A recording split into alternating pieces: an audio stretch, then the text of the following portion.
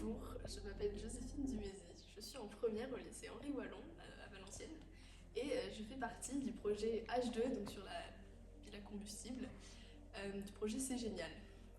J'aime les mathématiques, j'aimerais faire une classe préparatoire et pour devenir ingénieur, une école d'ingénieur, tout ça.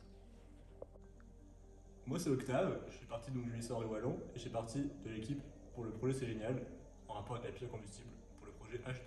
J'adore la physique et j'aimerais bien plus tard faire de l'ingénierie dans l'aérodynamisme ou la mécanique des fluides. Bonjour, je m'appelle Sacha Putman et je fais partie du projet C'est Génial avec le projet de la pile à combustible. Donc je travaille avec Octave et Joséphine.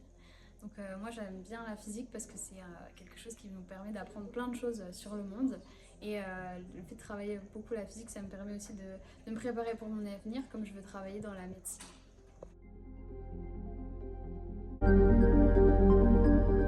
Est-ce que vous pouvez m'expliquer pourquoi vous avez choisi ce projet? Bien sûr.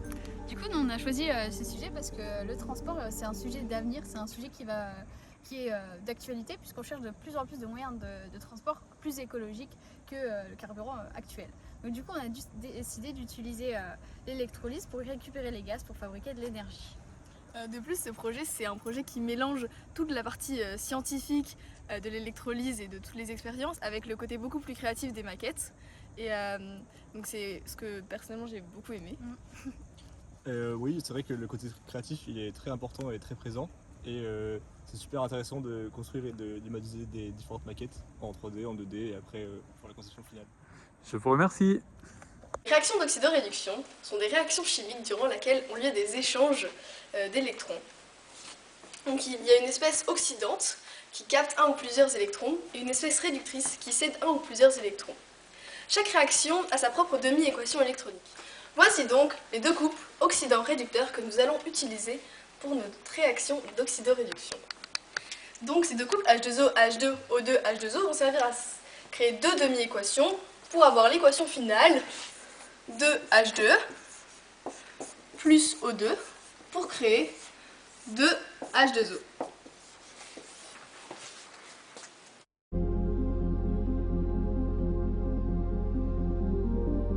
Notre objectif, c'est de transformer l'eau en gaz pour stocker de l'énergie. Pour cela, on va utiliser l'expérience de l'électrolyse avec un appareil spécial, l'électrolyseur.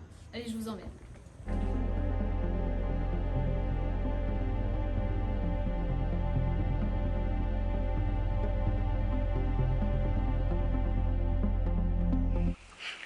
Cette machine que vous voyez ici dessous, c'est une pile à combustible et qui va nous servir donc de séparer les gaz qui sont présents dans l'eau, comme l'a dit Joséphine juste avant, avec les couples.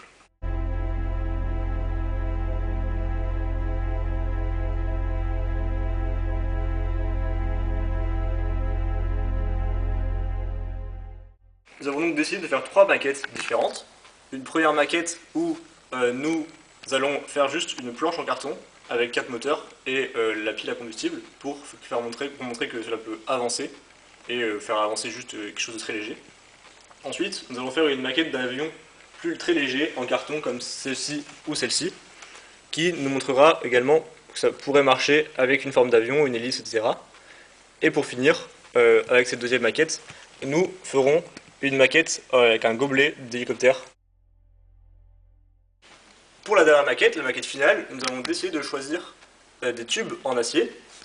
Vous pouvez le voir ici, cette maquette a été modélisée en 3D et donc nous permettra de montrer comment cela pourrait marcher avec un avion.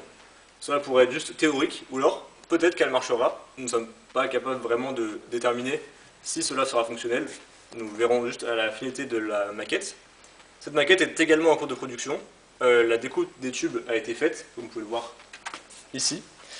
La découpe des tubes a été faite et il ne reste plus que la soudure qui va vraiment être en cours et faite dans le courant mois de mars.